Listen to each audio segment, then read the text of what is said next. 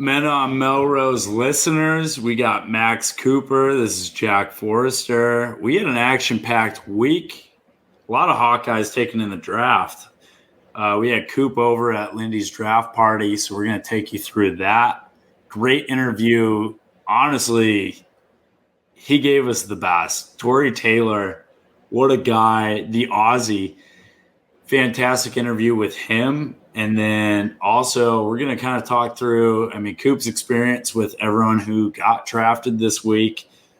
Great teammates, great players, how they're going to do in the NFL. But really, we want to take you as in-depth as we can. Hawkeye fans, let's go.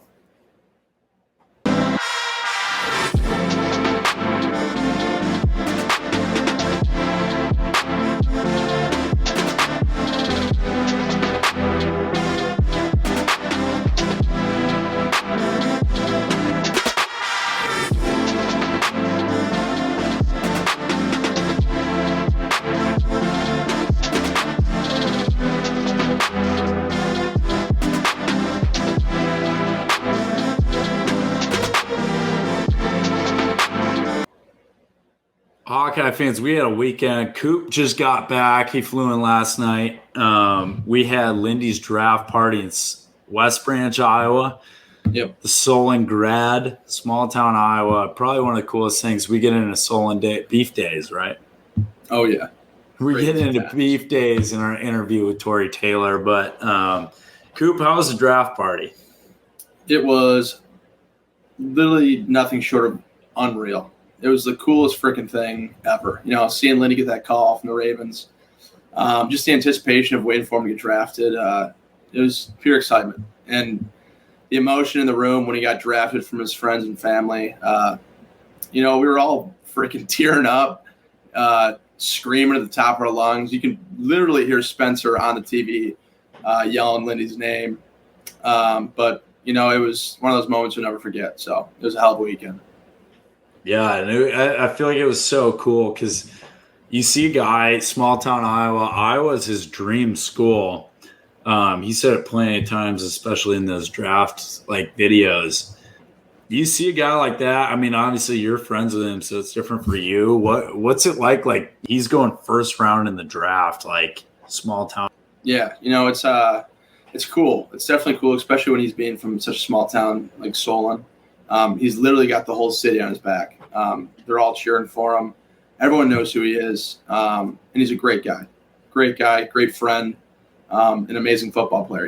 I knew him when he came in as a freshman. He was a D lineman. He was a 4-star. I think he was a 4-star, 3-star Army All-American defensive lineman. And they flipped him to offensive lineman. And, either way, he was going to succeed. And he absolutely killed it being a center. And, I'm so pumped and proud of him. And it was awesome seeing him get drafted. That's one of the cool things is Iowa's eye for talent, being able to switch someone from one position to the next to make sure it's a part of their career growth. You were there when they switched Lindy from D-line to center. What in that moment? What was he saying? Hopefully we have him on eventually, but. From your point of view, what was he saying in that moment? From then to now, did he ever expect to be a center in the NFL? The type of guy Lindy is, it didn't matter where he played, what position he played. You knew what you're going to get out of him. That was a hardworking dude who's willing to put in as much as he could to be the best at the position he was at. And when he got flipped over, I didn't hear him complain once. I didn't hear him say a single word. It was literally all right, this is my new spot. I'm going to just kick ass at it and be the best I can be.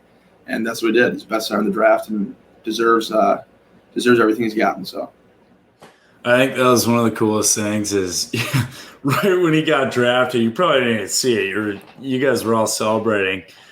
Got the video you on ESPN. Great work.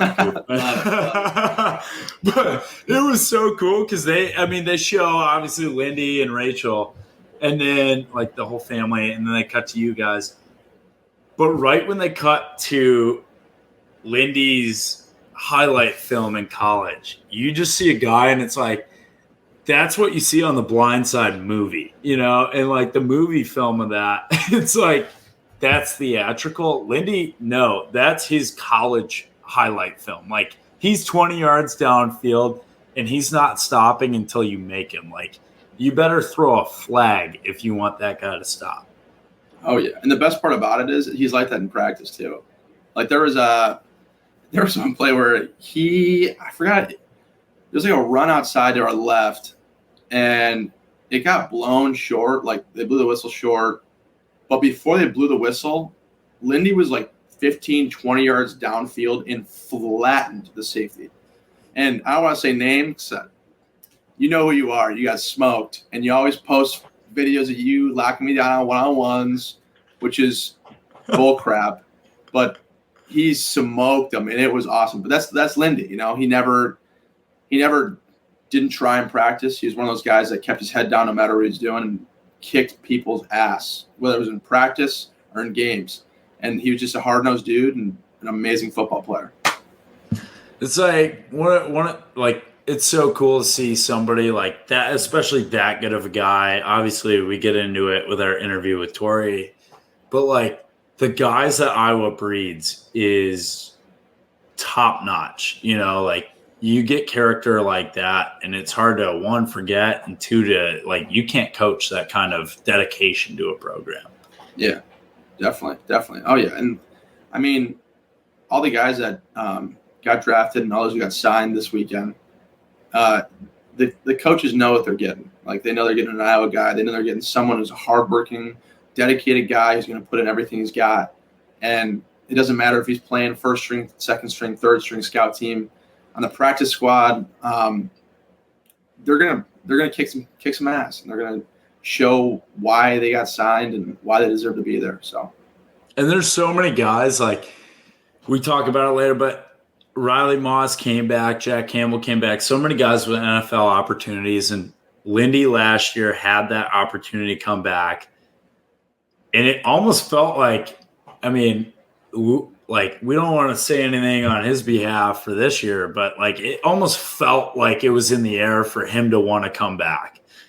And it's that's how much Iowa means to that guy. Yeah, definitely. And like honestly, that's just how it is with everyone. But especially for Lindy, growing up an Iowa fan his whole life, it's one of those things. Iowa's a family-oriented atmosphere, and I'm sure it was hard for him to leave. Being a kid, a small-town Iowa kid, growing up being a Hawkeye fan your whole life, when you're in that moment and you got every fan that was cheering for you in high school, cheering for you in college, and 50,000 more, it's one of those things that it's hard to leave. And, it's hard for everyone to leave. Every single person I've talked to that's gone to the NFL, it's not a boom, I'm gone. This is going to be tough because Iowa's home. It's one of those places that makes you feel like home. Kinnick is the best atmosphere in college football, in my opinion. And it's just one of those towns and cities and football atmospheres. It's impossible to leave. So I'm sure it was a tough decision for him, but you never know. Definitely. So happy for Lindy. Great to see him go to the Ravens, and they got a great guy. But so you had a lot of teammates go either get drafted or signed immediately after. Obviously, it starts with Dane Belton. He went to the Giants. And then we got a lot of guys get signed after. Tyler Goodson, Matt Hankins, Van Valkenburg, Shudak, Kerner, and Schott. Obviously, they're all getting their chances. And, that's really what you want to see from, as an Iowa fan, an Iowa player. These guys getting their chance. They gave so much to the university. You watch them, go to Indianapolis this year. Like, they're fun guys to watch. Like, what's your take on all this? You were teammates with them. Like I said, teams know what they're getting. And especially with these guys, I know all of them very well. Play with all of them.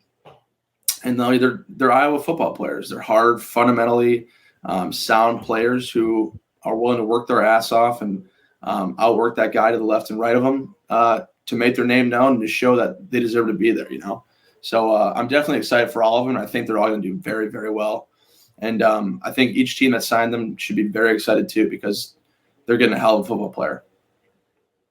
For right now, our job is to take you inside the locker room, deliver these interviews, and I think we have an awesome interview today with Tory Taylor. So we're going to take you right into this interview. Hawkeye fans, let us know. Hit us in the DMs. What do you guys want to hear?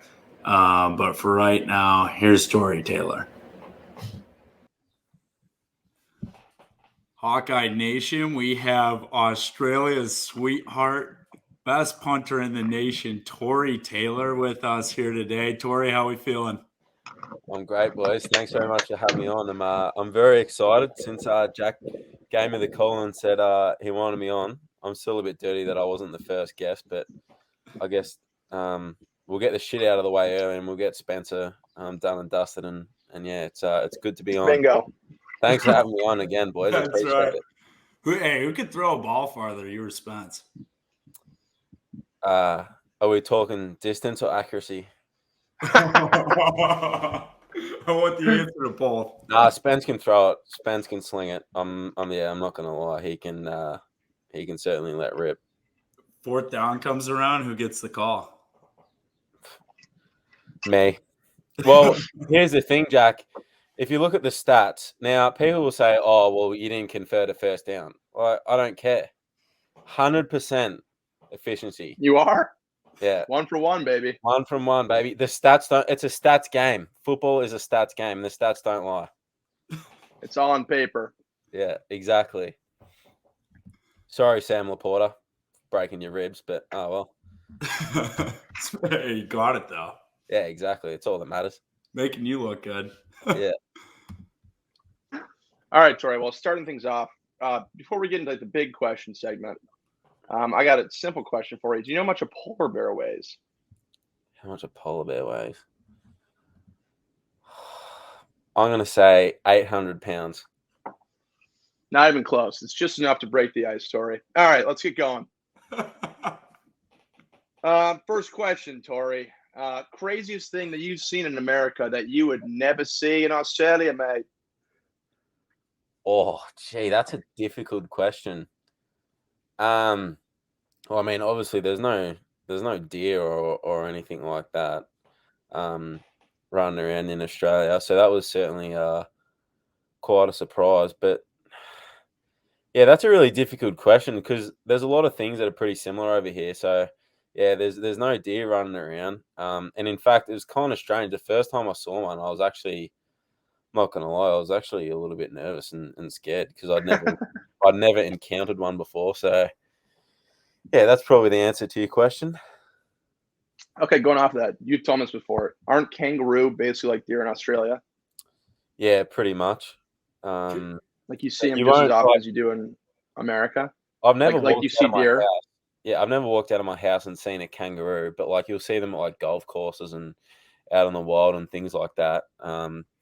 So I'd honestly say I've seen more deer here than I've seen kangaroos, but I haven't gone to the right places to go and find kangaroos.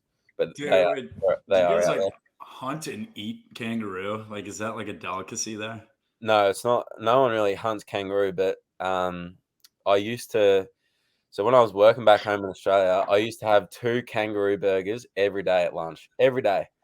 So one of the guys I used to work with, Harry, he was like some judo expert. Like he was meant to go to the Olympics before COVID hit, and he was eating a burger one day, and I'm like, "What are you got there?" He's like, "Oh, it's a kangaroo burger." I'm like, "Never heard of it." And he said, "Oh, it's one of the leanest meats in the world." So yeah, just added that to the daily meal at work. So yeah, once 11 a.m. rolled around, it was 2 kangaroo burgers with lettuce and ketchup. Thanks for coming. That's got to be on the menu at Shorts. That's disgusting. The Tory That's messed Taylor up. burger. I know. I'm telling you, you guys will love it. No word of a lie, you would love it. It's just got that additional flavor and. So you come to the States. What are you expecting? You know, you're a bachelor in your 20s. What are you expecting coming from Australia? Do you like the women here? You know, you got a girlfriend now. What's the culture here in America compared to Australia? So I'd kind of heard back home, like a lot of Australian guys would kind of come back home and say, yeah, the ladies like love the Australian accent, but I kind of didn't really believe it because I'm like, it's just an accent, like what's so special about it? But yeah, it didn't really take too long before the females were like, wow, like you have an accent, like that's so cool. Like they're just obsessed with it. Like it's crazy. I kid you not, like this is no word of a lie. The first night I got to America, I was staying in the Graduate Hotel.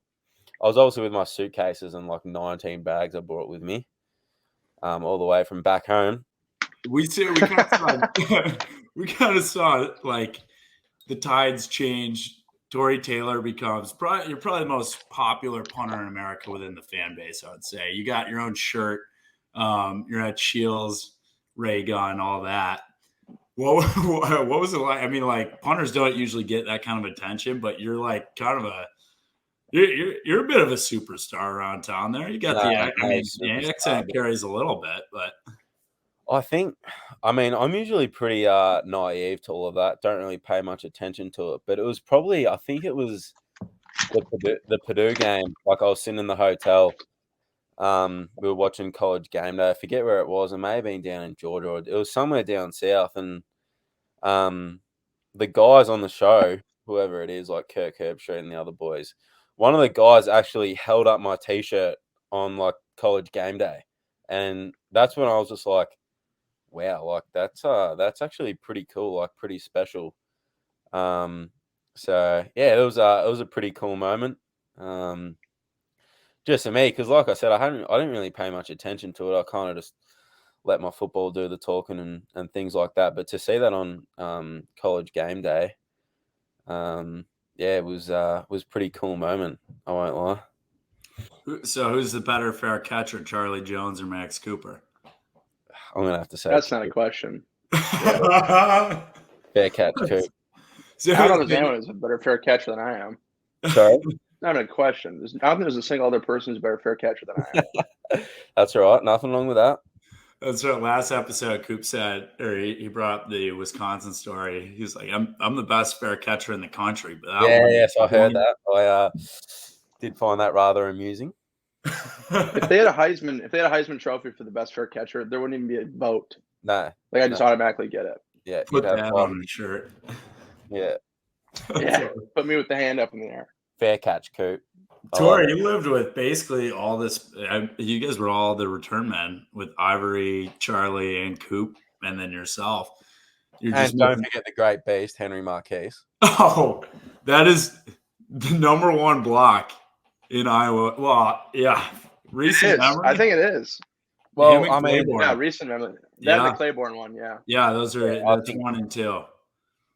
Internally, obviously, everyone knows the value of special teams, but I think Coop can agree with me. Like Henry probably, like won us the Nebraska game. Like he basically got us to the Big Ten championship, and he's a humble man himself, and will obviously disagree. But yeah, everyone knows it. Without that, probably that blocked punt, and probably without that block against Illinois, because there was no one celebrating harder than me when Charlie scored that touchdown. Because if you go back and watch the game, the man you're looking at, myself, actually, the ball went through my legs, and they went up the other end and scored pretty quickly.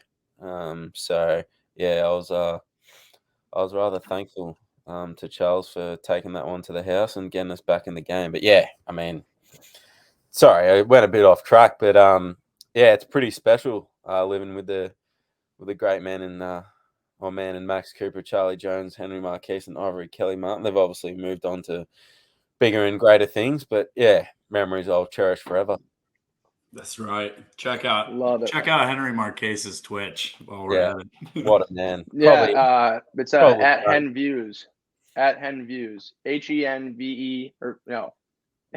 HENVIEWS. That's right. I think the craziest thing, so a little background on that. Henry's from the town over, but he played youth sports at the high school I went to. So like grew up around him, like knew Henry going into college, but we're all back at home because that's Thanksgiving break. That Nebraska game is. Yeah. we went to Dave and Buster's Next Jack, thing you do know, you think I'm gonna know where that is? no shot. Dave and Oh, Buster's. wait, yeah, I- sorry. What's like a? Do you know what Dave and Buster's is? No, no idea. You know, like okay, so what's like an adult? You know what Chuck E. Cheese is? No. Oh, I've heard of it. Yeah. That's Australian. I You know what thought. you know what that concept is? Like the games, pizza. Yeah. So it's like an adult version of it. So it's like beers, Gotcha. pizza, Yeah. It had like games, it beers, just had a ton games. of TVs, couple beer towers, wings. Oh. And what we a went over there. But um yeah, I remember. So Hen blocks that kick, and everyone in there like we didn't even realize we had scored the touchdown. You just see 13 like laying on the ground. We're like, that's Hen, just going nuts. Like, yeah, that was such a probably cool one of moment. my more favorite games of the season. Yeah, which I'm sure we'll touch on at some stage. But yeah, that was a great moment. Like changed the season. Like we were just the atmosphere. I'd never seen like or heard anything like it. It was like a pin, like yeah, just dead silence within 5 seconds. It was nuts, but just yeah, great moment, great day, great game. Nothing better than beating those Cornhuskers. That's right. I remember that game. That the last when they were driving and when Jamar picked it off right before it happened. Oh, Some fan, Tory had a bunch of good interactions with the fans yeah. that game. But some fan was yelling my name and my number. It was saying, "How does it feel to give your teammates the water boy?" And I was like, I looked at him, I was like laughing, and he was like dead serious. I'm like, I turned around, Jamar picked it up. I looked at him and like I gave him the water, and he like instantly flipped me off, came down to the sideline, was ready to fight me. It was awesome. Oh, did I have some of those encounters? I mean, it's just because I don't know whether you know, Jack, but right behind the sideline is like a walkway, so like fans can just walk past you. It's kind of like at Kinnick where like they can almost be touching you, but they can come right Oh, up to the fence and just like say whatever they want. Like, and I'm talking like mothers and fathers with their kids just hell and abuse. I'm like, wow, what a great role model. But my God, did I return serve post game, and it was one of the great few minutes I've enjoyed since being here. Do you have any stories from that? Probably that I don't want to share publicly because Yeah, I'd say keep it on the low. Yeah. Yeah. They're great stories to just say in the car. Yeah. Without the When kids. we go our little Starbucks run. Yes. That's a good rundown. But Speaking of Starbucks, they should sponsor us. Me and you, Tory. This is a good question. This would get a different viewership. Dunkin' or Starbucks? I'm going Starbucks, but I don't dislike it's close. Like I really don't dislike Dunkin' at all. In fact, this is going to sound really dumb, but I think you might agree with me, Coop. But Dunkin's better in the summer. You know what I mean? That's fair. Well, it's nice. So no, the reason it's nicer in the summer, especially the Iowa City one, is because you can wait outside. Yeah. And like it's like super chill. Like Starbucks, you're in like the ambiance is awesome in Starbucks. Yeah. There's something weird where the cups are thinner at Dunkin', Yeah. so it just feels colder. You're like, well, and here's the thing, Jack. Like me and Coop would go get coffee, but it was never for the coffee. It was for the vibes. The vibes, and dude. Dunkin' vibes in the summer are unmatchable. Like you can't beat it. Everyone's outside. It's unbelievable. Yeah. America runs Even when the on fall, Dunkin'. it does. It does during the warm season. Well, even their slogan, it just paints a picture like, yeah, you're outside today. Yeah, exactly. Yeah. But I mean, there was some times where I was like, I think I put it on my story a couple of times where I said I'd never go back to Dunkin' ever again because I got a horrible order. But that was once in a lifetime thing. Dunkin's usually pretty good, but Starbucks, it could have been $15. I'd still pay for a nice little caramel cream cold brew. Yeah, easily.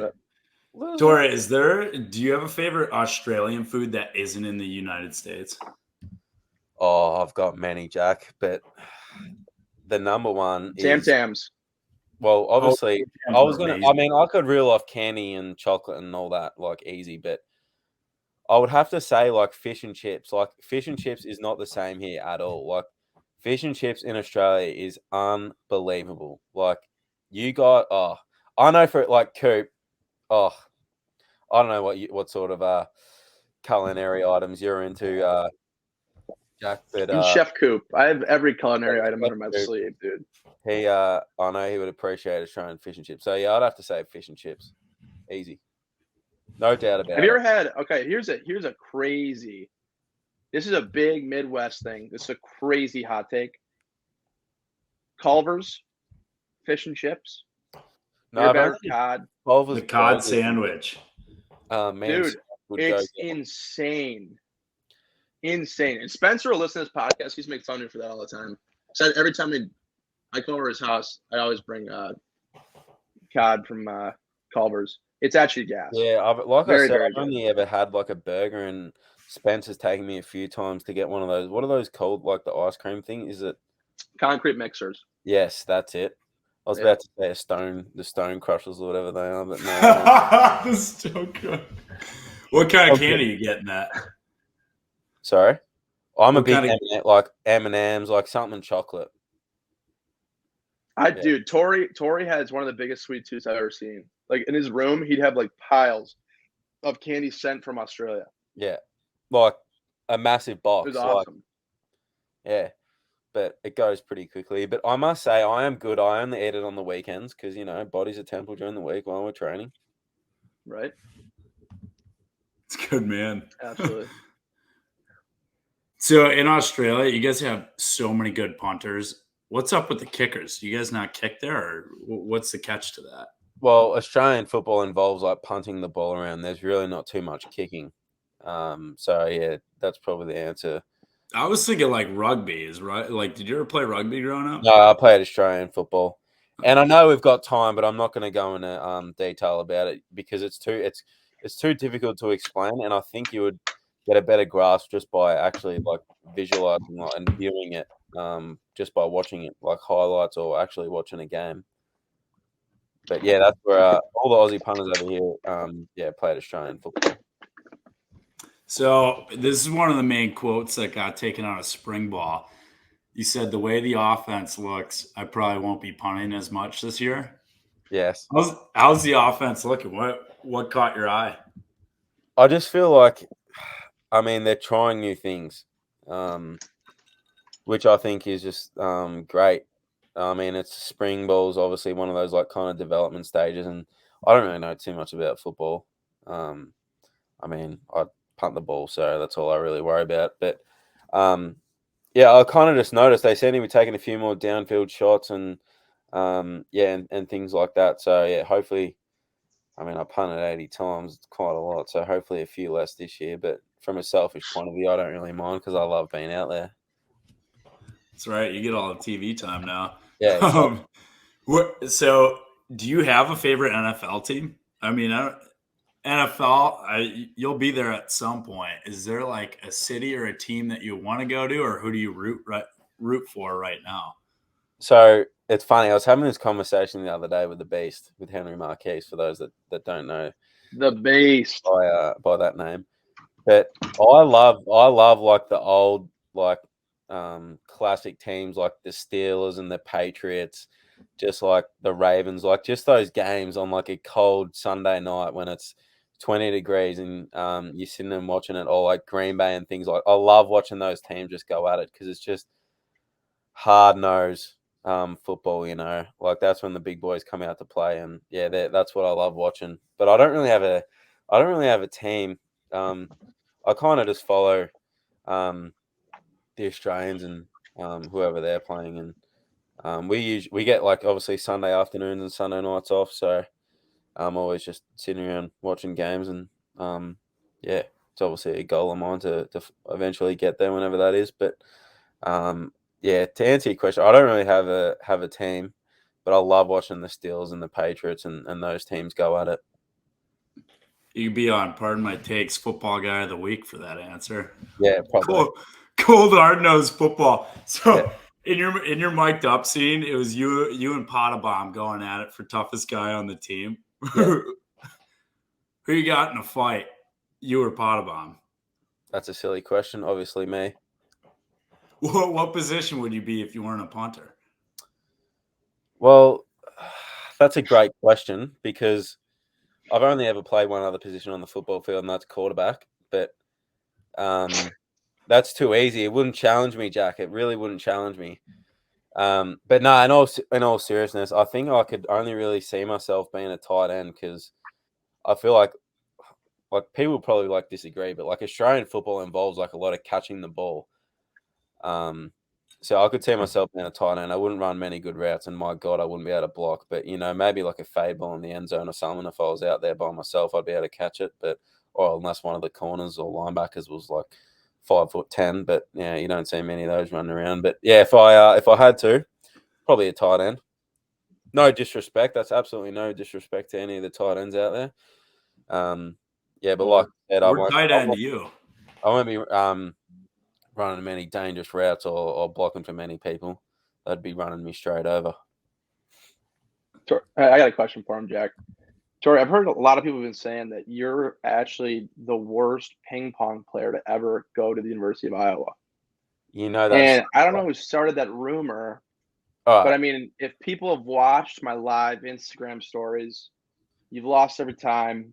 I think our record, I don't think you've won a game ever. Oh, stop. Don't just say that because we're in a public forum. Jack, here's the deal. I'd say that to your face, and it's true. Like, I 100% think you suck. So, Jack, here's the deal.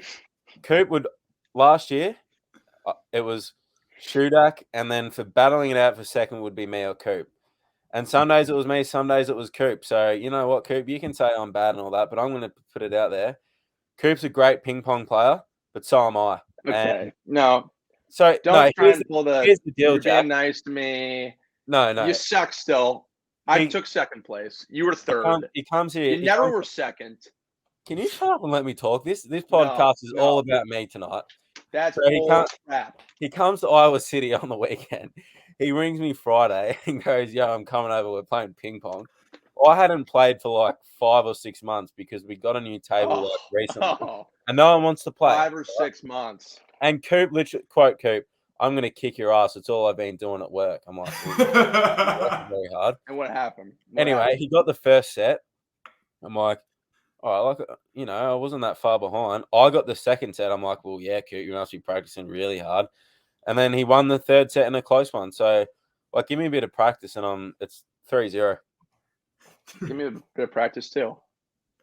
You just said you practice every day. I actually didn't play today. Was this a nightly routine at LukeCon? All right, Tory. In the winter, Jack, from November, January, because all we had was workouts in the morning. It's a bit different during the season because you got more commitments. But we'd go to football from what was it last year, 8 till 10. I mean, you have your shower, get your food, come home, and it was ping pong we'd go get coffee first, quick stop by Starbucks. I'd get my grande iced coffee. Coop would get his more than difficult drink order, but that's all right. And we'd come home and it was just ping pong for an hour or so. We'd have a little break. Coop would go down to his room and scream at the TV while playing COD.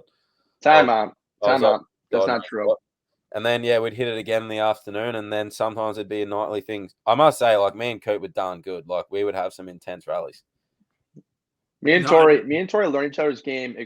Like, you got to the point where you could hit it as hard as you could, but like we played so many. Like, I'm serious. I think it was more than an hour. Like, I think there was days where we play hour and a half, 2-3 hours. Yeah. It was nuts. But the coffee was the key. Shout out Starbucks, Duncan. Yeah. If no free ads though. If we I would chug my drink before I get back, so I was wired out of my mind. Me and Spencer used to call it whammed, wired, hammered. There's no other way to drink coffee. You have to chug it. Yeah. So I'd chug it. I'd get in Tory's face, talk shit. We'd play. Most of the time I'd kick his ass, but there'd be times where he'd beat me. And not true. It was always fun. It was good. It was just good, clean family fun, So, Tory, you're a TikTok guy. You like watching TikTok? No, I don't. Right? But go on. Well, you know what TikTok is. Yeah. You know what the Hype House is? No. Like Sway House, like Little Huddy. You ever heard of that? No, I don't. I don't TikTok. You know what that is, though. I know you do.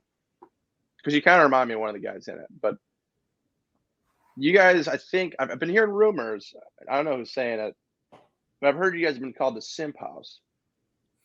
And I was just wondering what the story was behind that. If you could explain why people are saying that, what's the chatter on the street? Just to clear it up. Is it because me and Charlie have entered relationships, and Keegan as well? I don't know. Is that the reason for it? I don't know. I don't. Because I believe you can be in a relationship and not be a simp. Some are worse than others. Everyone, the way I see it, everyone in a relationship is a simp. It's just some people are worse than others. But I mean, I guess if you want to call us the Simp House, then go for it. But I'm sure that's a great T-shirt idea, Forrester. That's a great T-shirt idea. House. Yeah. But yeah, you know what, Coop? It's probably a fair assumption. It's not a it's not a bad thing. No, I don't think so. Yeah, Lucan Drive turned to Simp Drive. It's the Love House, the House of Love. That's fair. That's fair. I respect it. I totally respect it. Love it. I love it. All right. Well, all right, Forrester. Oh, this nenext segment's elite. All right, so we got Hawkeye fans on here. We're a podcast of the people, so we got to ask some questions, that they want to hear. What's one game this year you got marked up on your schedule? Absolutely cannot wait to attend. Like one, like you're almost a fan, and two, you can't wait to compete against them. I think Ohio State. Just because it's like the Ohio State, and I think the thing that I love about Iowa is you kind of just find that extra edge and motivation when you're playing like a big time program. And I know, like myself, I love playing in the big games. Like I just love it because it just means that little bit more, because I feel like if you can do it on the big stage, that's what means the most. And yeah, it's probably one of those games I'm really excited for just because I've never played there. I mean, obviously the Michigan game at home is going to be unbelievable. Iowa State hasn't played here for 4 or 5 years. So they're massive games. But yeah, to really individualize one would have to be the Ohio State game just because, I mean, it's Ohio State, big time program, big matchup. And can't wait to fly over there and have a dig. So you weren't there for the year that we beat Ohio State, were you? No, I wasn't. No. Coop, you were on the team that year, right? Oh, I was on the team, baby. All right. Match that up with, Penn State this year, that atmosphere was nuts. I mean, so Penn, so many people are going to be like, I can't believe you're saying that, but don't get me wrong, I love the Penn State game. But the Iowa State game was one of my favorite games because there's nothing better than going to an away game and beating them. Because you think about it, the whole preseason talk was, Iowa State, college football playoff. Like this player's winning the Heisman, that player's winning the Heisman. There was just so much talk about Iowa State. And to go in there and just do what we did there was just unbelievable. And I must say, the Iowa State fans are crazy, and there must be something about Iowa because going there was just an absolute circus. Like it was just mayhem. Like you get off the bus, and I think Spencer said it last week, and probably Coop as well. Like you get off, and like the security are like a bunch of students almost. Like they're barely holding anyone back, and fans are hurling abuse at you. And I just love that sort of behavior, just because that's what it's all about. Like that's what competitive, like professional sports all about, And that's why fans go to the game, just to create that atmosphere.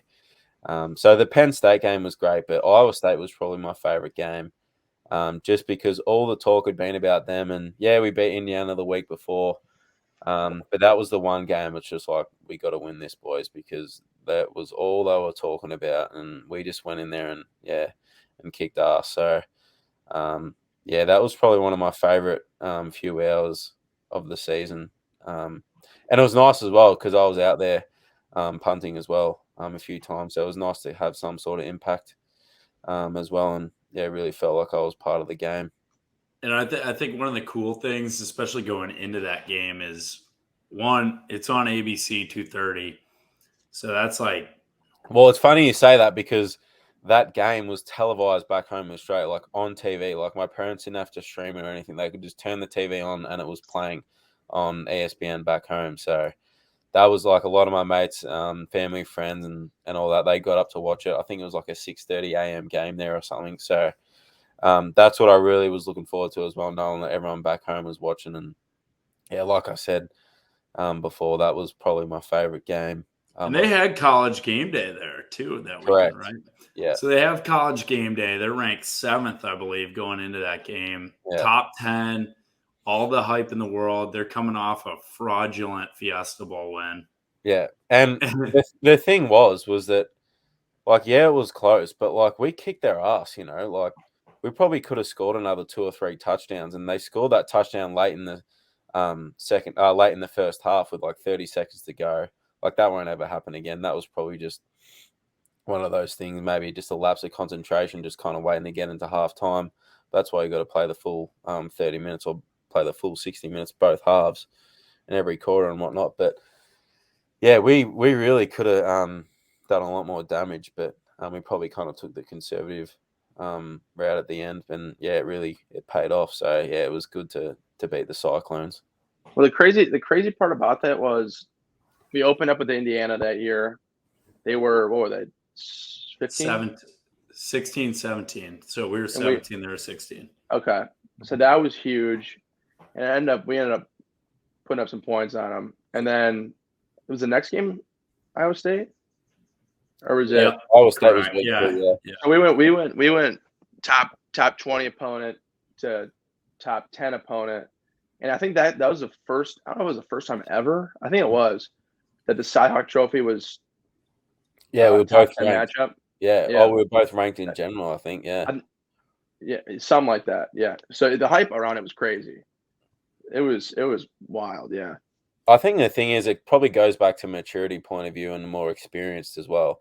Like we're obviously the more experienced team and better coach team, and that's no disrespect to Iowa State or anything like that, but it's just different, you know. Like, I mean, I don't know a whole lot about college football, but like Big Ten football is Big Ten football. Like it's just different than Big 12 football. Like they just like they couldn't.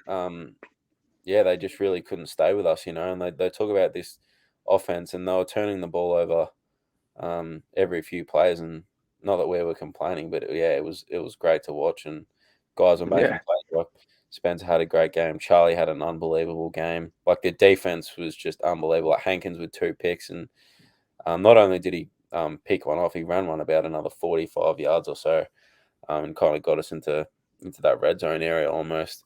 So yeah, it was just a great team win, and it was like post game, probably that last like half, well, probably the last 10 minutes or 5-10 minutes of that last quarter, kind of, and then post like 25-30 minutes was just some of the best fun I've had since in my life, honestly, and I'm sure Coop will attest to that too. It was just it was so much fun just knowing that all the talk had been about them, and we just kind of rolled in there and just kicked their ass. And it really set the tone for the season. I think that just like, boys, we can do this. And you build so much confidence from those games, and we're a confidence team.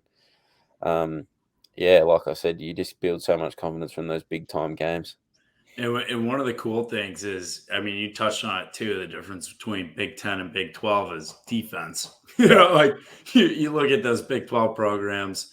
Yeah. Oklahoma, you know, not much defense, but like Iowa comes in there, Purdy gets benched. The week before that, we're playing Penix, who was, you know, one of the top rated quarterbacks at the time, which is why Indiana was rated so high going into the year. He gets benched. Riley Moss picks 6 first quarter of that game. Two pick sixes that first week. Yeah. And it was like the defense really, like, there were so many question marks going into that season for Iowa. And then you look at the first 2 games, it's like, are we going to be good, or are we going to be a 6-6 team this year? Yeah. And you guys put a statement on that by going crush it, blowing out Indiana. Obviously they didn't have the year they wanted, but then you go into Iowa State. Ames isn't a easy place. I mean, you and Spencer both said that was your most fun place Circus, to play absolute at. circus. Yeah, and it's like you go in, you blow them out like that, and that leads the rest of the year. You have confidence. Yeah, absolutely. And we took a lot of confidence from that game, just because it was a big stage. And like I said before, if you can do it on the big stage, well, you can beat anyone. And we showed that throughout the year. Oh That's yeah. right. And you know what else is fun about those kind of games is like there's like when it's not when it's not that close of a game, at the end of the game, there's kind of chatter on the sidelines. There's 2 minutes left. We have the the offense is out there. Oh, I stuttered big time. The offense is out there, and it's like we just need to run the clock out. You're on the sideline. That's one of those games where it's like everyone's whispering like Luka is Luka on the move tonight? Yeah. Like that was like that's where Lucan started, is those kind of games. After the games, you're on the bus, everyone's texting the group chat, what's the move? What's the move? What's the move? Yeah. And the best thing was that was a day game, and we're obviously playing like 2 hours away. So we were home at like 10 o'clock. It's just changed, like just like straight to the bars, and it was great fun that night. Everyone's It's sitting one on of the the sideline better like days I've had since I've been here. Like, don't get me wrong, Penn State was unbelievable with the home crowd, but I love playing away games more than anything. Like, Kinnick's special, but there's nothing better. Like when you're rolling to Iowa State, like Nebraska, winning those games like away, there's nothing better. And the cool part about that, like, is, I mean, this is biased, but in my opinion, and I don't know about you, Tory, like, I think Kinnick's the best stadium in arguably college football. So, like, playing at Iowa State, like, that's how, I think how crazy it is. It just shows, like, it's a wild game. And Jack Trice Stadium gets wild. Yeah. And it doesn't seem like it would, but the Iowa State game is always crazy. In Kinnick, every game, the atmosphere is insane. But when any other stadium can match it, like Jack Trice does when we play at their place, it's beyond crazy. Yeah, and I mean, Iowa had the highest decibel rating out of any crowd or stadium this year. So I think that just kind of shows it's just so loud because you're so close. And like a lot of my mates, they played it against us this year at Kinnick, and they're like, dude, holy shit, like you said it was loud, but I didn't realize it was going to be that loud. I'm like, yeah. So all right, you attributed big time to that, Tory, because all right, so I was sitting second row corner of the end zone, and so like it's loud down there. And one of the cool things is you pin them so many times, like especially after the quarterback goes down. Yeah. You punt it, you pin them, and then next thing you know, the crowd causes 3 false starts in a row. Like, and that's like they did not cross midfield. I don't think the entire second half. Yeah. I think go on. Do you have any more to add to that? Sorry. No, that's that. Like, I mean, you just I mean, they had nowhere to go. Yeah, it was pretty special. I think, because it's kind of different at other schools from what I've seen and from what I've heard from other punters over here. But what I really like about Iowa is they really value special teams. And there was some big moments that game that the punt unit were able to deliver, and guys like Ivo down on the ball and Terry as well. But yeah, I love those big moments. I'm really not sure what it is. It's kind of hard to put into words, but I just like playing. Like, I just love those moments just because it means that little bit more. And I'd rather have the ball in my hands than anyone else. And it's probably just it's just an awesome feeling, like knowing that like you're going out there, just a head full of confidence, and just being able to execute and get the crowd up and about certainly helped. And yeah, the defense was unbelievable that game as well. That's what's cool. That's what's cool about Iowa is like what Troy's talking about. A lot of other schools really don't value special teams, and like when the punt unit comes out, a lot of fans will go get food, go get some beer at other like places, other college stadiums. But like when the punt unit comes out, when any special teams unit comes out, like the fans are just as invested as they are in any other part of the game. And like they still, like when Tory hits a sweet ball, it gets down inside the 5. Like it's just as loud, even with like a big play. Like that's exciting about it. Yeah, I think that's also pretty cool. But I hadn't really taken much notice of that until like people were kind of like actually like messaging me saying like, "Hey, like can't wait to watch you this week. Like we love watching you. Like gonna get there early and watch you warm up and stuff like that." And I was just like, come on, like you mustn't have much of a life if you're doing that. But in all seriousness, that was kind of just like, well, like I guess people like do like appreciate what I do, and it's just like I owe a lot to the fans because they've helped me a lot as well. Yeah, definitely. I mean, I think one of the coolest things is how one they got behind you. Like I've known you for over a year, Yeah, but it's cool seeing you come from like Australia and get that type of like nowhere else are you like, oh, this is the punter. Like yeah, yeah, like yeah. I guess so. he's the man. But it's like I wouldn't you go that made. far. I mean, Tory made punting cool. Like, I guess so. Yeah, maybe. He yeah, did. Right. I think he 100% did. Yeah, I just no, want to go out there and have fun, and I feel like I'm kind of being cliche and things like that, but I really just go out there and do my best, have fun, and whatever I can do with the ball to help the team, then I'll just do my best to do it. And sometimes it happens, sometimes it doesn't, but I can just jog off going, well, you know what, I had fun, so that's all that matters. and one of the coolest things is when you step out there, you can tell like it's like a video game to you when you're like, all right, I have a chance to put it Yeah, between the 2 yard line and the 1 inch line. Like where yeah, am I and going to put it? I think that's probably like one thing that a lot of people like don't understand is that I I put a lot of work into like that particular part of the game just because I feel like it's so valuable.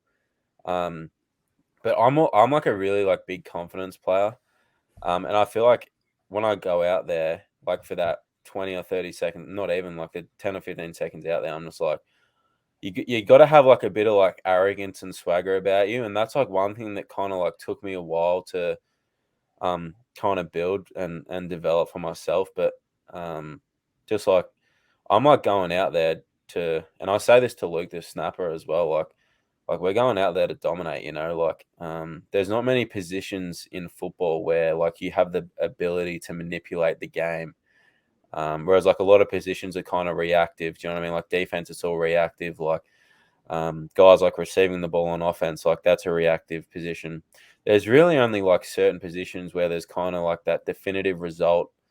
And that's really probably the quarterback and the punter because they're really only the two positions where you start with the ball in your hand. Obviously, Lindy was snapping it to Spencer and Luke was snapping it to me, but you have like so much control of the game when the ball's in your hands, and that's just what I love. But yeah, I just love going out there like I'm a confident player, just because I feel like you have to develop that sort of attitude moving forward. Otherwise, you're doomed, really. I got a question for you, real quick, just a second. And I have something to go along with this. Give me a second here. This is a legit thing. So, and we haven't talked about this in the podcast. Right? We've only had one episode, but like I think hands down, we have the coolest college tradition in college football by far. Yeah. The wave and everything. It's the coolest thing in the history of mankind. Yeah. And you know, that's the cool part about like the guys in Iowa, like everyone like at Iowa, like they play for more than themselves. You know, having the children's hospital so close to us. It's awesome to be able to do that kind of stuff for those kids going through that kind of stuff. And like the whole NIL thing, a lot of colleges started implementing that, and that's pretty sweet. And like college people are getting paid, but I think the coolest part about it was like Tory and Lindy, the whole T-shirts. Granted, I don't know any other punter who has a T-shirt named after him or anything like that, which is sweet. Shows how dominant Tory is. But it is like all of the NIL money that they got from those T-shirts went straight to the children's hospital. Yeah. And like that's the thing about Iowa. That's the thing about Tory and Lindy. It just shows the kind of character that Iowa builds and the kind of character people that Iowa recruits. And I don't know why I didn't pull this out earlier. I took this out of Lindy's closet. I think this is sick. I love it. Isn't this sweet? Such a sweet hat. I want So one. for the people who are only listening right now, on like Spotify, Apple. Coop just put on the Iowa Children's Hospital hat. Yeah, but no, Sweet. I agree with you, Coop, and to be honest, I hate like the idea of NIL. Like it's just Yeah. it's almost like it's getting to the stage where it's just getting ridiculous. Like you see guys at school making millions of dollars and they haven't even played it down. Like they haven't even put the jersey on yet. Yeah. And it's just like, yeah, it's one of those things that I was like, if you're good enough, like if you are good enough at what you do, you make the money eventually, you know. And I was just like, I don't want a bar of NIL, and I can't actually because like I'm an international student. But the guys at Ray Gun reached out and said like, yeah, sure, like I'll do it. I just don't want to have to worry about it. I don't want to have anything to do with it. So they kind of took care of all of it, and I just said, well, like yeah, let me know like how much is raised and how many t-shirts are selling and how much is going to the Count the Kicks organization, etc. And yeah, it was like within the first month, he told me he's like, yeah, you made like $4,000 or $5,000 to go towards the hospital, towards the Count the Kicks organization. And I was just like, wow, like there must be a lot of people out there buying t-shirts. So I think at the end of the season there was about $13,000 made. So there was probably 3,000 or 4,000 t-shirts purchased. So, but like Coop said, it's such a family atmosphere at Iowa that no one's really. I mean, obviously everyone's worrying about themselves. Like I worry about like what I can do to, because that's what's going to help the team. But I'm always like thinking like, oh, and this isn't just me just saying it to the camera. Like I love like the team atmosphere, and I know because it's different in the NFL. Well, I don't know because I haven't been there, but you hear stories. It's just like it's more of a business. And college football, like, it is a business, and there's a lot of brutality to it, for decisions that need to be made, and there's probably a lot of hearts broken and things like that. But the Iowa football family, like, it is real, and that's why I love playing, for Coach Perrins and Coach Woods, the two coaches that um, who are really like relevant to what I do. But yeah, I love playing for those guys and love playing for my teammates and. We all have fun and we're all close. And I can honestly say, like, we don't win games off talent. Like, it's like there's talented guys out there, but it's hard work and just everyone wants to win for one another. And that's no bullshit. Like, that's not me just saying it No, or it's anything like true. Yeah. the reason we are a good program is and a good team is because of how close we are, you know. And when you get close with someone, like you want to do more and more for them, and everyone just has that bond. Like no one thinks they're better than anyone else. And like I said, it's no bullshit. Like the reason we win games has nothing to do with like talent or football ability. It is, but that's really just a small piece of the pie. It just comes down to everyone just loves one another. Everyone has fun with one another, and everyone just wants to win for one another because it's fun. Like winning's fun, and um, yeah, like we don't get the 4 or 5 star recruits. Like they're all going to Ohio State or they're going to Bama or LSU, and that's great for them. Or they're going to Texas, but yeah, it's that family atmosphere and family environment. That's the reason like we are where we are now. That is 100% the reason as to why we're such a good team, like on a consistent basis. And that really goes back to the coaching staff and just the environment within the building. There's not many bad people in the building, and if there is or there are, they're usually dealt with pretty quickly.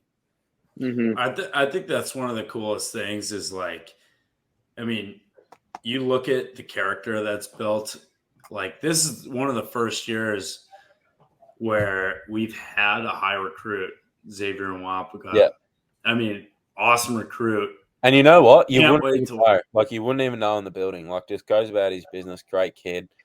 Like doesn't think he's better than anyone else. Just because, like, and Coop will say the same thing. Like I know he'll attest to this. Like if you're an arrogant or you got a bit of, yeah, if you're an arrogant man or if you got a bit of cockiness about you, like you better want to back it up because if you don't, you're disliked pretty quickly.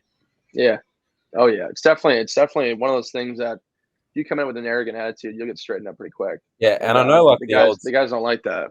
Yeah, and I know like there's a bit of an old saying like actions speak louder than words. Like I feel like it's the biggest cliche in the book, but it is so true when it comes to Iowa football because I'm a big believer in just like you just have to let your football do the talking, and a lot of guys have that because anyone can talk. Like anyone can jump on Twitter and say this, or anyone can post anything like, yeah, oh, I'm doing this, I'm doing that. But it's just like, it means absolutely nothing if you can't do it on Saturdays. Like, it means nothing, you know? It's like, oh, Yeah. wow, like, yeah, I'm running routes, or I'm doing ladder drills, or I'm punting. Like, I see guys on Twitter, like, I follow, like, obviously a few punters, and I see, like, young kids now, like, posting, like, their 5-second balls and out them in the park. It's like, well, that's great, man. But, like, there's no, like, you're just putting pressure on yourself when you do Oh that. yeah. Yeah, kind of going a bit off topic, but yeah, within Iowa, yeah, it's just, yeah, it's an unbelievable, like, it is a family, really, and that's the reason for success. I think that's one of the reasons that you see a lot of success in the NFL is like you see what's preached inside of the locker room, you Yeah. know, spring ball, summer, all year during the season. And it's like these guys, whether you are talented enough or not, like you're Yeah. going to get signed out of Iowa because you have that work ethic. Yeah. Like you have the mentality to become a professional football player. Yeah, And you see a lot of success from Hawkeyes in the NFL right now because of what's instilled like in your guys' locker room right now. yeah, I agree, and it's funny you say that. Like, I'm reading a book at the moment that actually said something similar to that. Is like, attitude will always beat ability, and I think it's so true. Like, you can be the most talented guy you want to be, but if you don't have the right attitude, you're doomed. Like, you're gonna get nowhere, and I think that's just so true. And I feel like I'm kind of just reeling off all the classic sayings and cliches and things like that. But it's true. I mean, you look at Iowa football and you Yeah. can't deny that, like, Yeah. especially when you look at NFL talent. Yeah, especially like when it comes to the defense as well. They're just there's not many like big time like amazing plays, but they just yeah, they just make life hell for you. I think back. I mean, I've been an Iowa football fan since I was born, but like one guy that stands out is Josie Jewell. Yes, he was an absolute stud all of college, but it's like, how does that translate to the NFL? Yeah. You know, he like maybe he's undersized, not as fast, but you look at him, he goes to the Broncos, and when he's healthy, he's the best player out there. Like he makes an impact on the field, and it's because like that guy just gives his all every single snap. Yeah. And I think I saw like this thing like Nick Saban said a few weeks ago. I feel like a lot of us like are given the ability to kind of like say no, but there's really only one way about going about it, and that's just hard work. Like you kind of said, I don't know Josie Jewell. I didn't know anything about him, but I'm sure he's probably similar to Jack Campbell, and Coop will say the same.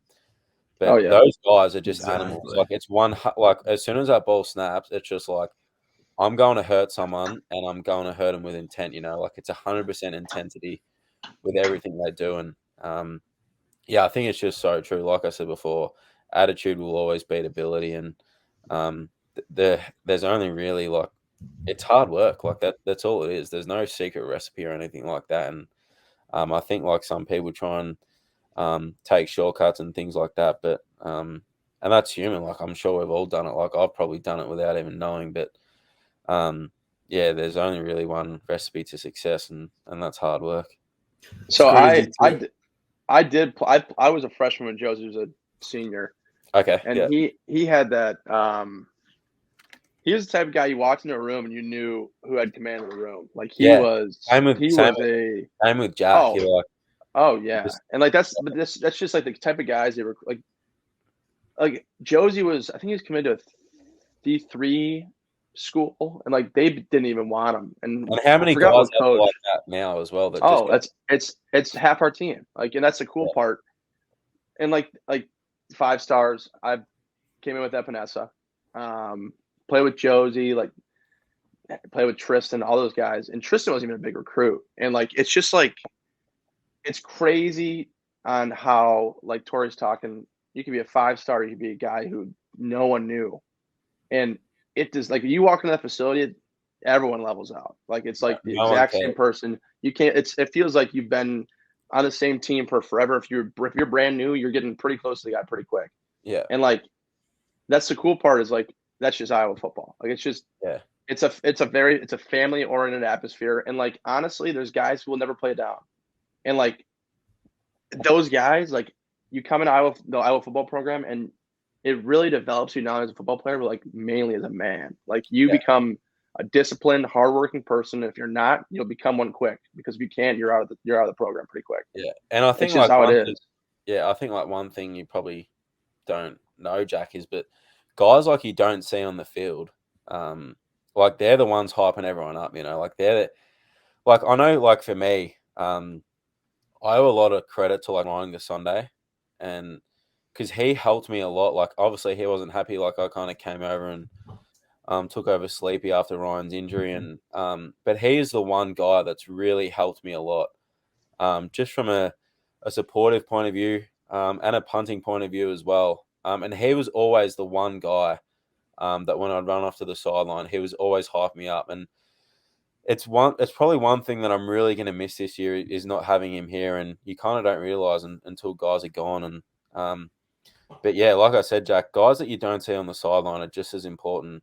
As you see on the field, because everyone's the same. There's no arrogance or anything like that.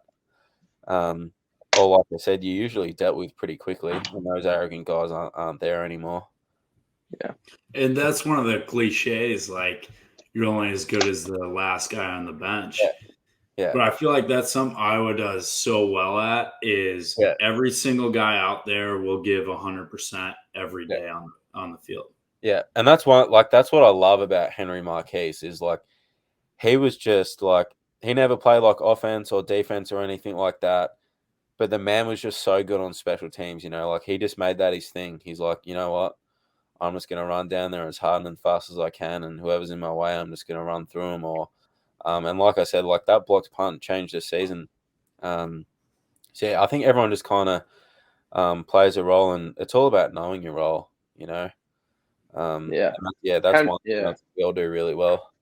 Henry was great at that too, and like he was like there's so many guys that didn't play a down even on special teams, and like those guys run scout team, and everyone says, like Tory said, the cliche, scout team guys are just as important, and it's true. Like it's not if not they are more important because they get the starters ready. And Henry was a leader on special teams, and there were so many guys that looked up to him that worked their ass off on special teams to try and get on the field, because that was the way you get on if you weren't playing offense or defense. Yeah. And he was a perfect role model for that. And there's so many guys, there's so many other guys that were on the scout teams that like never saw a down, and they were leaders of those guys, just pushing the offensive defensive starters to get as best as they could. And most of the time the scout players were better than the players that we were playing in the game. Like they are funny, very good. Funny you say that. I mean, like you look over at the like scout offense or scout defense, and you're like, oh, holy shit! Like Gavin Cook just made a big play, or Brody Breck, like that's a crazy catch. You know what I mean? Like you kind of just look over going like, holy shit! Like we're gonna have a pretty good team, And that's just guys like doing their role, like doing what they're supposed to do, and that's just really a big part of our football, because I know it's different at other places. Mm-hmm. Well, it's funny. I mean, going back to Jack Campbell, is like going into the offseason, and Riley Moss included, there were a lot of guys who are coming back who had the opportunity to go to the NFL. And I think Lindy's in this conversation too, but Lindy was more so like, dude, go make your money. Just go to the NFL. But you look at it, so many guys like want to come back to Iowa. Yeah. And they have the talent to go be stars. Yeah. And like Tory, you're going to be in this conversation too. But you look at them like Riley Moss right now. He was defensive back of the Big Ten last year. Yeah. And he's come back for another year. Jack Campbell easily could have been linebacker of the year, in my opinion. Yeah. Like statistically, and like same thing with Josie Jewell. He was statistic leader that one year. Yeah. They come back to Iowa when they could be stars in the NFL. Like, why is that? Just it comes back to just the family atmosphere. Like it's a really hard place to leave. Like it's like Not that I've left or anything like that, but it's going to be hard when I do leave, because, well, first of all, like, this is your life for a few years. So it's obviously hard, like, change is hard, but just in general, like, it's just a hard place to leave, and it's just a great place to be around because there's great people and they're all your friends. Like, you're having fun with them, whether you're at the facility or out of the facility on the weekends or whatever. Yeah, it's just a great place to be. Going off of what Tory's saying too, like I remember, and I'm not trying to make this about me. It's about you, Tory. We're interviewing you, but like I remember coming in like as a freshman, like it was a big. I'm an only child, have no brothers and sisters. I'm a homebody. I'm a mama's boy. Coming in, it's scary. It's a big adjustment, especially for Tory. He came out of the country. And as the years went on, like you stay here and it's like, I was like, there's nothing here. It's cornfields and you'd be driving for an hour, have nothing, and all of a sudden some whole city will pop up out of nowhere. Yeah. But like you stay there for a while. The reason why it's such a family atmosphere is because there is nothing. Yeah. And the only thing you can do is bond with people. Yeah, exactly. And like when you do that, it's like, it's crazy. It's like coming back this weekend, it's like, you feel like you never left. And it's just like a bummer. Like it's hard to leave.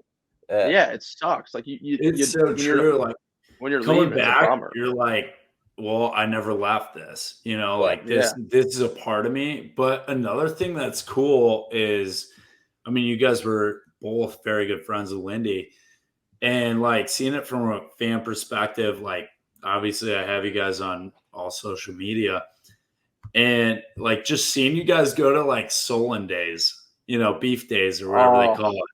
It's so cool to see somebody who, like last year, it's like, Lindy could have gone first round last year and this year.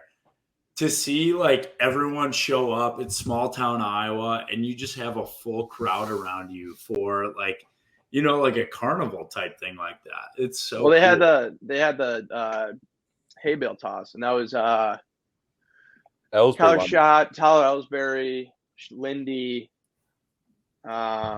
I want to say, I don't know, Mason. No, I would have beat everyone. I didn't want to embarrass anyone. But yeah, fair enough. Yeah. But like those guys were in it. But outside of those guys, like we had probably 35, 40 other dudes there. And I mean, like I've been to a small town festival. Solon's a small town. And it was packed. And it was arguably top 3 days / nights of college, even lifetime. Like it was so much fun. And like we had, like it was a blast. And like we were like front row. It's always the little things. Oh, dude, and especially in Iowa, like every little thing matters. And like there's just so many fun things to do that you don't understand. You would never do if you were back home. Yeah, and it's just like you kind of have to do it. You feel like you have to do it when you're like young there, but once you get older, it's like you don't do it. You're like, damn, I missed out. Like I guarantee it was fun. And Beef Days, a blast. It is so fun. So anyone listening to this who's never been to Beef Days, go to Beef Days this year. Free ad. It is. You will not be disappointed because it's so fun. And I bet you a ton of Iowa football players will be back because last year was a blast. So we're going to start getting into the segments here. And really, we have one main question. This was DM from a fan. Could 11 Tory Taylors beat 11 Max Coopers? Embrace debate. Actually, Tory, you can take this one first. I want to hear your idea. Well, zero shot. But if we're talking like so here's the thing, and I said this to Coop the other day. Like, if we're doing like wrestling and shit that you guys do over here, then Coop's got me because I'm not a wrestler. WWE style, I'd trash him. But if we're talking like just a straight fight, 11 Tories are kicking ass. Simple. I'm gonna justify my reasoning.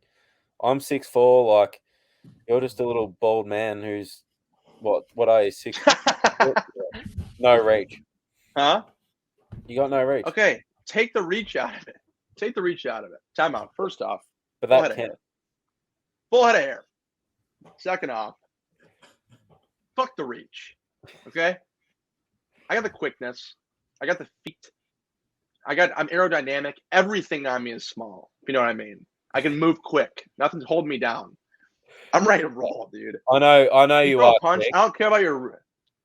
I don't know, but I don't care how long your punches are. You throw it, I'm ducking it like instantly. It's not even a question. Coop, All 11 of me is ducking it. Coop, I'm gonna hit you so hard you think you're surrounded. So just jog on, pal. It's game over. No. Next That's a question. question that will never be settled. We've settled that debate. We know who's winning that. And I know for a fact the fans will agree. So for the hundreds or for the millions of listeners that like and subscribe, can you just leave a comment as to who you think will win? Yeah. Leave your comment, please. We'd love to hear. We'd love to hear your thoughts. Even if you say even if every comment's just me saying I'm gonna win, we still love to hear it. That's right. That's right. All right. So this segment is for the listeners. Australian slang with Tory Taylor. Number one. What is it? Budgie smuggler?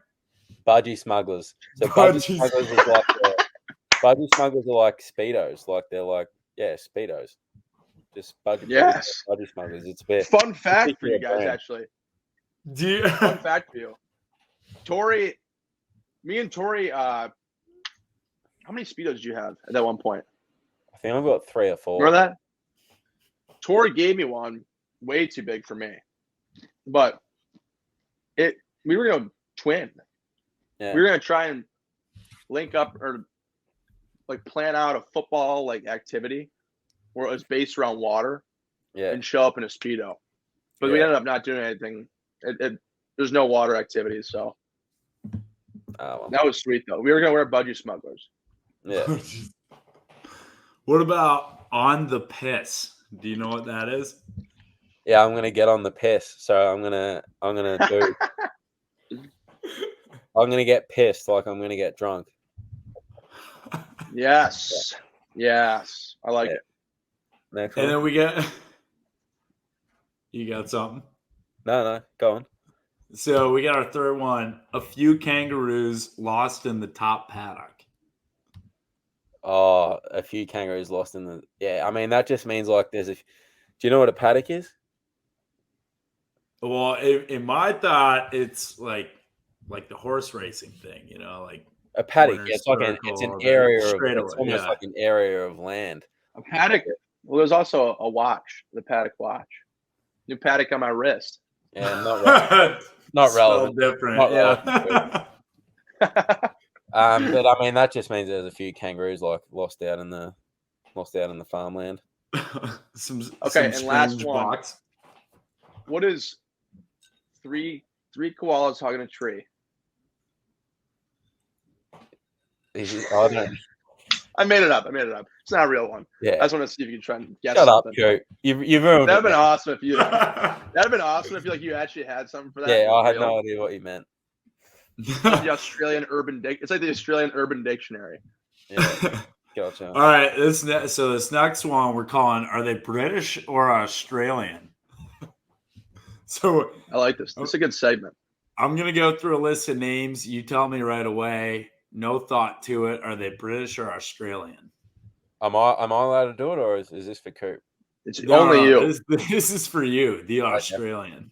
All right, Number one, Keith Urban, Australian, Adam Scott, Australian, Emma Watson, British, Hugh Jackman, Australian, Tory Taylor, Australian, Russell Ryan Crowe. Gersande. Australian.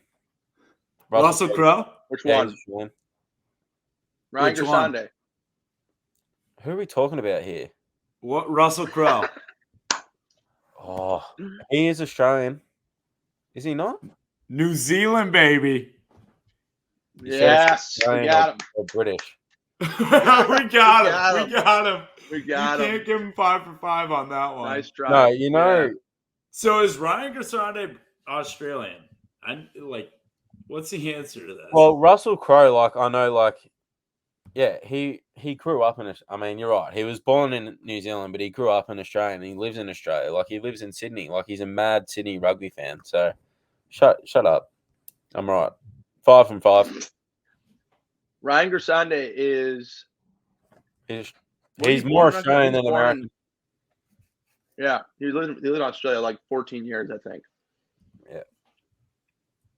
Does he? Yeah. Like, I've seen it. Like, I've talked to him a bunch.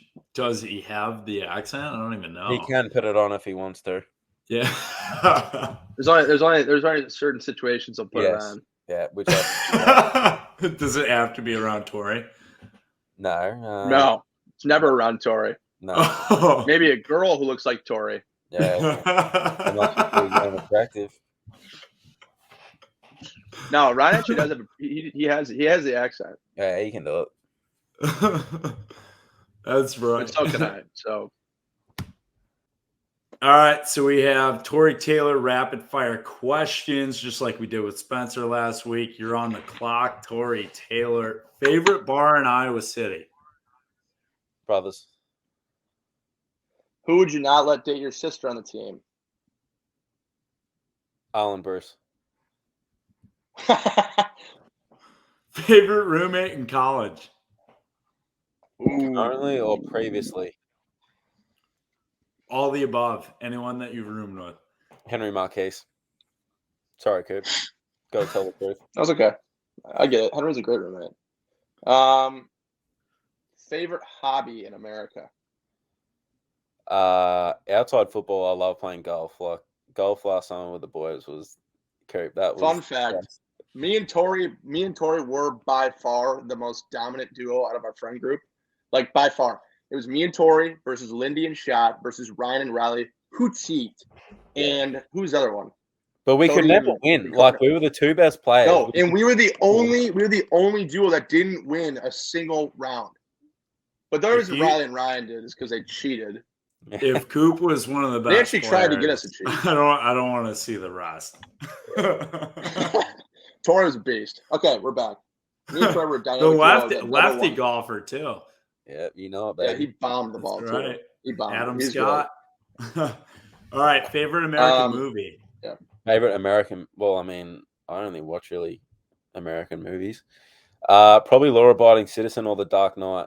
Love those. Love action movies. I love Gerard Butler. Good call. Heath Ledger, Australian. Heath Ledger, probably the greatest acting performance ever.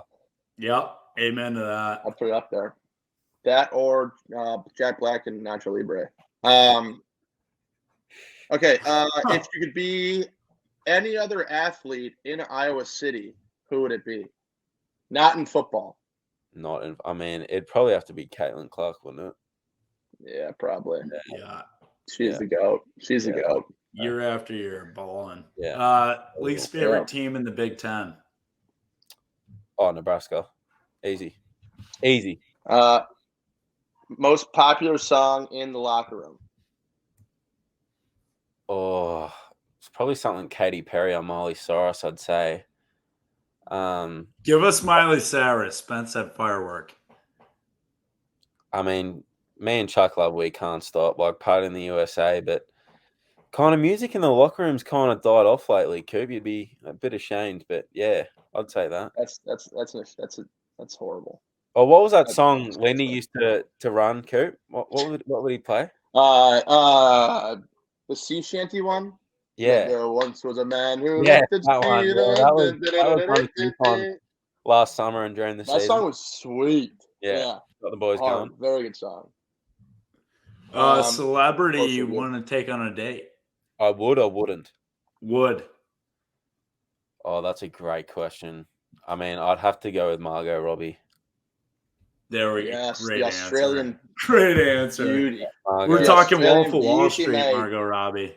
Yeah, or is it or Sofia Vergara? Is it the lady of Modern Family? Like Modern Family, yeah. Yeah, is it Sofia? Yeah, that's a good one. Like that? That's a good one. Post football dream job. Oh, it'd have to be a professional golfer for sure. Or if I wasn't playing sport, I love like learning about like this like psychology of sport. So probably working in that field or that line of work. Yeah. I mean, so golfing wise, what are you shooting now? Oh, dude, I haven't played for oh God, since last year when Coop was here, just because of the weather. Like you can't play Yeah. in winter. Like there's snow everywhere, so I haven't played. But I'm playing with Henry on Friday in Chicago, so that'll be nice. I love it. All right. Well, that's Tory Taylor. Rapid fire segment. Tory, it was awesome having you on. Boys, Appreciate it, I brother. had a blast. I can't thank you enough. Absolutely, For the man. millions of listeners out there, thanks for tuning in and following us along. I wish you could see hopefully there's going to be a video version. You'll all be able to see Coop's rude lid, but thanks again for having me on, boys. Had a great time. That's right. We'll have Absolutely. you on again before the season, I'm sure. And then if not, though, good luck in the season. We'll see you this summer. Thanks for coming on, brother. No, of course, boys. Yeah. Thank you. Good to see you, Tory. Likewise.